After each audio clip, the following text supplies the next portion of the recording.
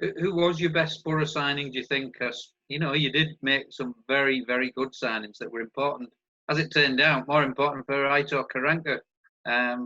Grant Ledbetter, George Friend, Dimmy, and a certain Daniel Ayala that I think is down to you, isn't it? Rather than anyone else, even though you didn't quite get the complete the signing. Listen, I don't look back and have too many concerns. To be fair, I do my job at any football club, and I try and leave it in a better position than when I found it. The realism of it is that it's very. There's only so many teams can win every year. Of course, our aim was to get promotion, and yet it was a difficult starting point with a difficult chemistry of the players and the new manager. Basically, me coming in and re-managing 4 or 5 players that I'd let go from my previous club, and some players with a loyalty to the previous guy, and it's a difficult mix. Nearly happened though, didn't it? Twice it. No, we did all right. On. Yeah, no, we did fine. And we were, as you say, I don't know exactly where we were, first or second, coming up to Christmas or New Year in 2 seasons, doing pretty well. The team was functioning. You raise expectation. Why did we fall away? That's probably the biggest question that runs through my mind. Was I driving them too hard? Was it a physical aspect? Was I, Bielsa's people are throwing that question at Bielsa, particularly of last year, and yet I've recently read a Bielsa book in the last few weeks of. Marseille did the same, happened. They were top of the league at the new year and fell away badly and missed out on Europe. And it happened a few times in Latin America for him because he drives his team so hard. And maybe the demands from the coach fall heavy on the players and they fall away a little bit at the end. I don't know. There's no apologies for driving a team hard. It's.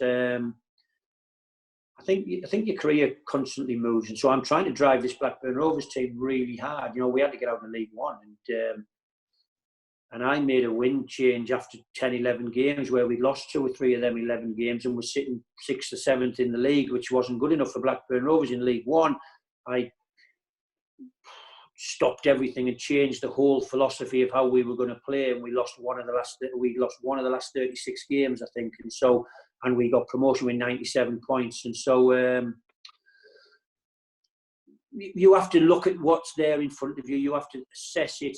My time at Boro, them 2 seasons when we were doing so well, we ran out of steam as from what I can see. I don't sit here and recall. I can't sit here. I don't want to make excuses whether we had any injuries. Or there was no big decision that you thought, well, that's where I got it wrong. No, I've never analysed it back and thought I got it wrong. I think the messages would have been the same. The driving the team, the reasons would have been the same strong personalities in my dressing room that I would chosen as leaders of that dressing room to sell the message to the team would have been the same, and we just didn't get there, and that's okay. I understand. You didn't get the financial backing at the time, unfortunately, either, did you? The chairman wasn't in the position, it seems, that he was for some of the other more fortunate Boro gaffers. Well, listen, I think that's been a cycle for Steve. I don't want to. There's never any criticism. Steve Gibson's a wonderful guy, and what he's done for Middlesbrough, Teesside, and the football club is just unbelievable. And everybody who supports the Borough will always be eternally grateful for Steve Gibson. And so I've got no gripe with Steve Gibson.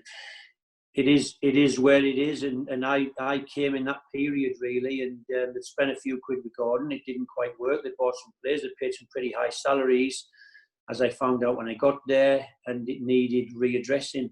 It's part of the job.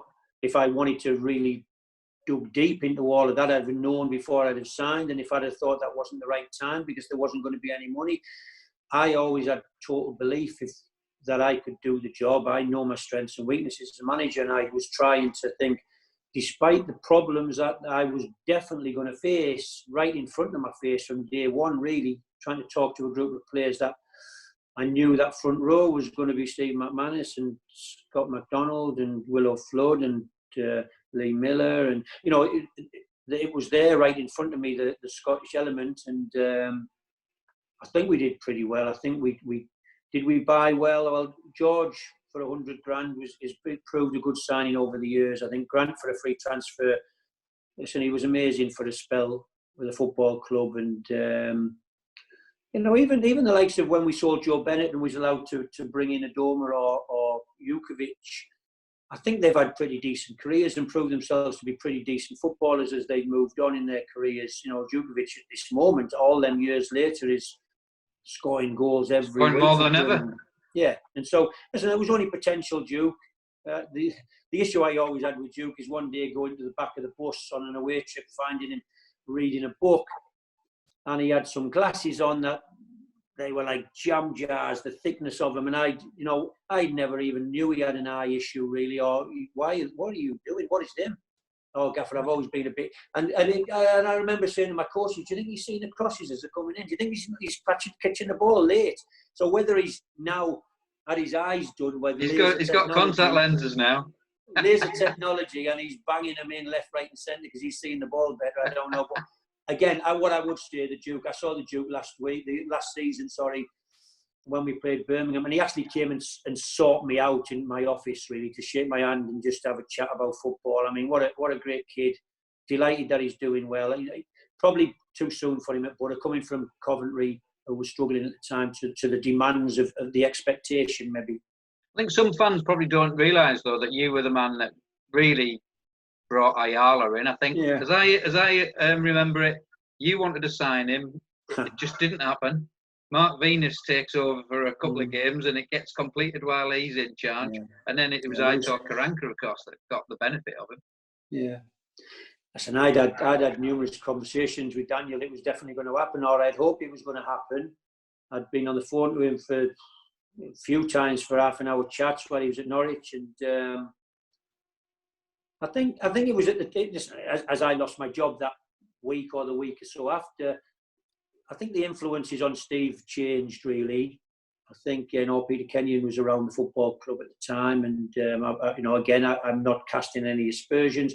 The decision was made, and that was fine. Yeah, I thought Daniel Ayala, so Reece, we were playing around with trying to make Reece Williams into a centre half, from a midfield player, and whilst Reece could look amazing travelling with that ball out from the back and bringing it in.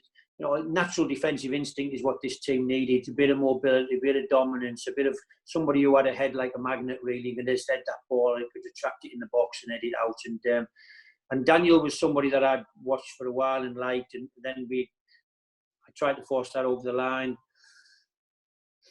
There was a lot of talk about how many games he plays, how resilient he is, other people's influences on the chairman, really, I think. And it didn't happen for me, and I lost my job. And then probably because Mark took over for a short while, Steve wanted to appease the decision because Mark was part of my decision-making on everything we did. And listen, I'm pleased that Daniel's done so well for Middlesbrough over the years. And, but I wasn't there. I didn't actually sit in that office the day he signed, put pen to paper, but all the work had been done, I think. And, I'm just pleased he's another footballer that's hopefully enjoyed his career at Boro, and he's done well for the team. So, Mogga, you were born and raised on Teesside. You played for and captained the club. You managed the club. You still live in the town. What does Boro mean to you? Well, listen, my life's all about football and family. I think that's a saying I have for my teams, my players, football and family. What else have I got in my life? Nothing really. Boro's the team I follow. Boro's always the team, the first result I look for and ask about after games. It's where I grew up as a boy, as I say, getting them journeys on the 263 through Wilton Village and all that sort of thing, and coming through Eston and then having to get off at the park and walk down and to the stadium at Ayresome Park. It's been my life since the age of 6 when my dad walked into a classroom in the Lakes Estate School in Redcar and took me out of the lesson. Didn't know why, but he was taking me to Ayresome Park to see George Best play for Man United during the coal strikes of the early 70s or 1970, I think it might have been. My first ever thought of football was the greyness of behind the stand, going through the turnstile, the smell of Bovril, and then walking up some steps and seeing the green oasis of Ayresome Park, really, and amongst all the greyness and darkness of the terraces around. And that was when I first fell in love with football, really. yeah, and it's stuck with me. And Boro's my team, as I'm trying to make my 3 boys. Boro's our team, and you know, wherever we go in life, whatever you do, Boro's always got to be your team.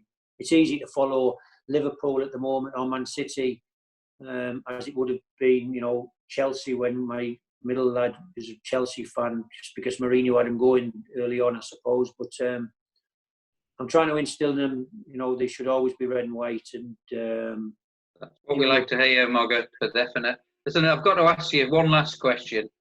You've already said about your love for the club. I mean, is it possible that one day you could walk back through the door back at Middlesbrough once for a 3rd time? I don't live my life thinking about what could be or have dreams like things like that. I work hard every day. I'm really focused on my job at Blackburn Rovers. This is the longest term I've had in any football club. I'm over 3 years now, and because it has been a journey. You know, I got 15 games to try and keep them up, and we only lost 3 of them 15, but still went down on the last day of the season, despite beating Brentford 3-1 away. You know, the starting point again was second bottom and points adrift, and it was just a bit too much for us. But we bounced back the following year. We finished mid-table last season with 3 points outside the playoffs with 9 games to go. As I sit here today, let's see how this season rolls. You have to marry up ambition of a football club really with your own ambition, I think, as you go along in football, and what the journey is and where it takes you. And I would never say never. I don't know how long the fire is going to burn in my stomach, really, that I want to win football matches. I want to inspire young men. I want to take a team and talk to them about life and tell them stories that make the hairs on the back of the neck stand up so that they want to go to war for you when you ask them. Still there now, though. The job of a football manager is to inspire young guys who've got the legs and can do it. And that's what I try and do each weekend, to give them a cause to go and fight for. Whether I ever do it at Boro, whether I can ever come back to Teesside in a different role and try and inspire a young coach to have the same qualities. Well, football's changing, Dave, is what I would say. Look how technical it is now. Look how, if you don't study football, every pass, every position, it is so positional today on how to play, when to push your fullbacks high up the pitch. And if you're doing that, how many protecting players in the middle do you keep? It's all about positional football today. When I started, it was all about passion, winning your battles, getting stuck in, doing your job. Today, you still have to do your job, but it's very positional of when your fullback's there. If their man's tight, the space is there. The best, obviously, is Guardiola with his positional play. Klopp is bringing the intensity required to win Premier Leagues and the positional play, and the combination of the two seems to have come out on top at this moment of Guardiola's positional stuff. And as a coach of a team not at the top of the Premier League with not as good of players, you can still try and inspire them to want to run and work, but know their jobs in the positions on the pitch. I think all we can say, Mogger, is that next time the money runs out of the borough, we'll give you a call again. See what will happen. Listen, we could listen to your memories all day and your philosophies, Mogger. Really appreciate your time for joining us on Teesline's Boro Backtrack this week. In association, I should say, with Domino's Teesside, we really appreciate their support. Branches right across across Middlesbrough and Stockton, right across Teesside. Tony Mowbray, thanks for your time. Thanks for your memories. Let's hope you'll soon be back doing what you love doing and what we all know you're best at, managing a football team.